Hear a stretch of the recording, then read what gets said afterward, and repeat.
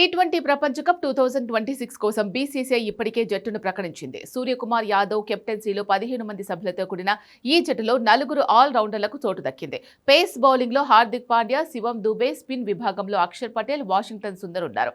వీరికి తోడు టాప్ ఆర్డర్లో ఉన్న ఓపెనర్ అభిషేక్ శర్మ, తిలక్ వర్మ, లోయర్ ఆర్డర్లో రింకు సింగ్ కూడా అవసరమైన వేళ బౌలింగ్ పరంగానూ ఉపయోగపడతారు. మరి వరల్డ్ కప్ టోర్నీలో టీమిండియాకు ఉన్న ఫినిషింగ్ ఆప్షన్లపై చర్చ మొదలైంది.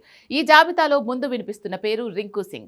ఐపీఎల్లో సత్తా చాటి టీమిండియా తరపున అరంగేట్రం చేసిన అనతి కాలంలోనే రింకు నయా ఫినిషర్ గా పేరు తెచ్చుకున్నాడు. లోయర్ ఆర్డర్లో ధనాధన్ దంచుకొట్టడం అతడికి వెన్నతో పెట్టిన విద్య.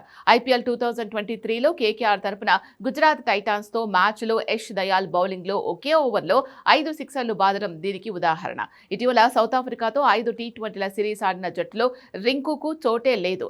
అయితే ఫినిషర్ గా అతడు సత్తా చాటగలడు కాబట్టి ప్రపంచ కప్ జట్టులో సెలెక్టర్లు అతడికి స్థానం కల్పించారు. అయితే తుది జట్టులో చోటు కోసం అతడు ఎదురు చూడక తప్పదు. టీమిండియా తరపున 35 టీ20 మ్యాచ్లు ఆడిన ఈ లెఫ్ట్ హ్యాండర్ బ్యాటర్ 550 పరుగులు చేశాడు. అలాగే ఐపీఎల్లో చెన్నై సూపర్ కింగ్స్ ను ఆడుతున్న శివం దుబే సాధారణంగా మిడిల్ ఆర్డర్లో బ్యాటింగ్ చేసేవాడు. అయితే టీమిండియా హెడ్ కోచ్ గా గౌతమ్ గంభీర్ వచ్చిన తర్వాత ఎక్కువగా లోయర్ ఆర్డర్లోనే అతడి సేవలను ఎక్కువగా ఉపయోగించుకుంటున్నాడు. ఇటీవలి కాలంలో ఈ ముంబై ఆల్రౌండర్ కేవలం బ్యాటింగ్కే పరిమితం కాకుండా స్లో మీడియం పేస్ తో బౌలింగ్ లోనూ సత్తా చాటుతున్నాడు. లోయర్ ఆర్డర్లో ఆల్రౌండర్ గా శివం దుబే మంచి ఆప్షన్. ఇటీవల సౌత్ ఆఫ్రికాతో సిరీస్ లో సత్తా చాటి ఫామ్ లో ఉండడం అతనికి అడ్వాంటేజ్. ఇక పరిమిత ఓవర్ల క్రికెట్ లో టీమిండియాకు నంబర్ 1 ఫినిషర్ అంటే టక్కున గుర్తుకొచ్చే పేరు హార్దిక్ పాండ్యా.